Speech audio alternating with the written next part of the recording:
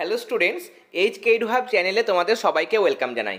আজকে আমরা তোমাদের ক্লাস 8-এর সেকেন্ড সামেটিভ পরীক্ষার জন্য হিস্ট্রির সাজেশন প্রোভাইড করব। তোমরা জানো আমাদের চ্যানেলে হিস্ট্রি এবং জিওগ্রাফির ক্লাসগুলো ম্যাম দিয়ে থাকেন, কিন্তু এবছর বিশেষ কারণের জন্য ম্যাম ক্লাসগুলো দিতে পারেননি।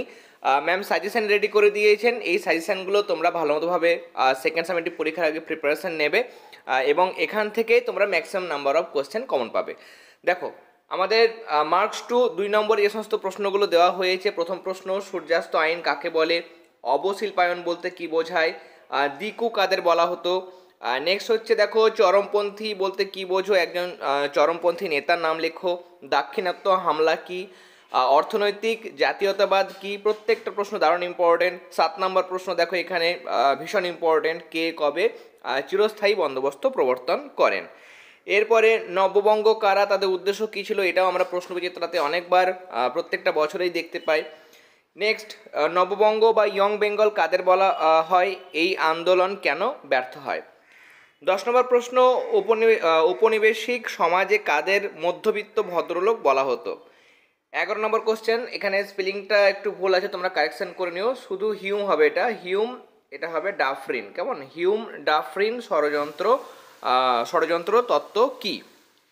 নেক্সট 12 নম্বর প্রশ্ন দেখো, 11 নম্বর যেটা প্রশ্ন হিউম ডাফরিন ষড়যন্ত্র, এটা কিন্তু তোমাদের স্কুলের পরীক্ষার জন্য দারুণ ইম্পর্টেন্ট। এগুলো ভালো রকমভাবে তোমরা প্রিপারেশান নেবে।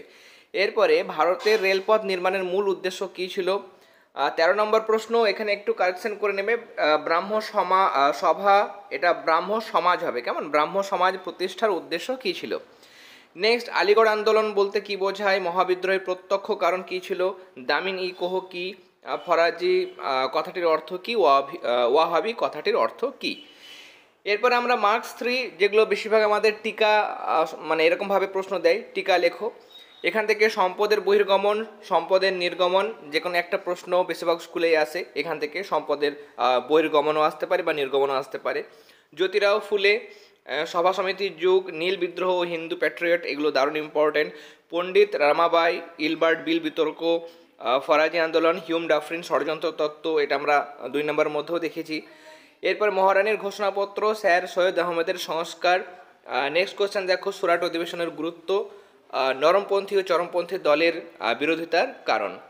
এরপরে আমরা কিছু 5 নম্বরের গুরুত্বপূর্ণ প্রশ্ন দেখে নেব।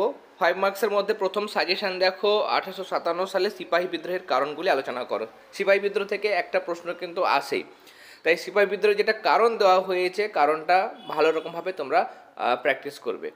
এরপরে চিরস্থায়ী বন্দোবস্তের সুবিধা অসুবিধাগুলো কী কী ছিল? রেলপথ স্থাপনের উদ্দেশ্যগুলি আলোচনা করো। রেলপথ স্থাপনের অসুবিধা কী ছিল? 1853 সালে ভারতে রেলপথ নির্মাণের ফলাফল কী হয়েছিল, সেগুলো আলোচনা করো। এরপরে কোশ্চেন নাম্বার 5, ঈশ্বরচন্দ্র বিদ্যাসাগরের শিক্ষা ও সমাজ সংস্কারে এবং নারী শিক্ষায় তার কী অবদান ছিল তা আলোচনা করো। 6 নম্বর প্রশ্ন, বাংলায় বঙ্গভঙ্গ বিরোধী আন্দোলন সম্পর্কে সংক্ষেপে লেখো। বাংলায় চিরস্থায়ী বন্দোবস্তর প্রভাব, দারুণ ইম্পর্টেন্ট। নেক্সট 8 নম্বর প্রশ্ন, 1857 খ্রিস্টাব্দের বিদ্রোহ কেবলমাত্র সিপাহী বিদ্রোহ ছিল, সেটা তুমি কি মনে করো? তার সপক্ষে যুক্তি দাও।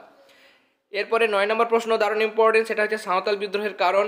ভালোভাবে প্র্যাকটিস করবে এবং তার পাশাপাশি সাঁওতাল বিদ্রোহের ফলাফল বা তার গুরুত্ব। 10 নম্বর প্রশ্ন, দাক্ষিণাত্য হাঙ্গামা আর এর সূচনা হয় কিভাবে? এই বিদ্রোহের গুরুত্ব কি? রাজা রামমোহন রায়ের সংস্কার আন্দোলন সম্পর্কে কি জানো? 12 নম্বর প্রশ্ন, সমাজ সংস্কার আন্দোলনে ডিরোজিওর ভূমিকা কী ছিল? নেক্সট 13 নম্বর প্রশ্ন, ডিরোজিওর প্রশ্নটা ভালোভাবে করবে। 13 নম্বর প্রশ্ন, ব্রিটিশ কোম্পানির আমলে রাওয়াতবাড়ি বন্দোবস্ত সম্পর্কে আলোচনা করো। আর 1857 সালের মহাবিদ্রোহের কারণগুলি আলোচনা করো। এগুলো ছিল তোমাদের ক্লাস 8-এর হিস্ট্রির সাজেশান।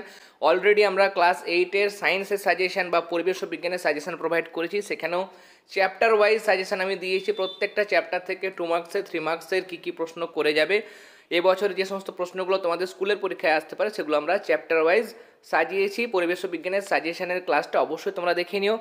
এর পাশাপাশি গণিতের টেক্সটবুক থেকে তোমরা গণিতের এবারে বিভিন্ন স্কুলের পরীক্ষায় যে সমস্ত প্রশ্নগুলো আসতে পারে, তার জন্য আমরা একটা গণিতের সাজেশান প্রোভাইড করেছি। সেই ক্লাসটাও অবশ্যই তোমরা দেখে নিও। দুটো ক্লাস, পরিবেশ ও বিজ্ঞানের সাজেশান এবং ক্লাস 8-এর ম্যাথসের সাজেশানের আমরা যে ভিডিও দিয়েছি, সেটা আমরা আই বাটনে দিয়ে দিলাম। সেখান থেকে যাদের সাজেশানের ক্লাস দুটো দেখা হয়নি, অবশ্যই দেখে নিও। ক্লাসগুলো দেখবে, ক্লাসগুলো ভালো লেগে থাকলে অবশ্যই ক্লাসগুলোতে লাইক দেবে, তার পাশাপাশি ক্লাসগুলো তোমাদের ফ্রেন্ড সার্কেলের মধ্যে অবশ্যই শেয়ার করবে। তাহলে আজকের ক্লাস আমরা এখানেই শেষ করলাম। তোমরা সবাই খুব ভালো থেকো। All the very best.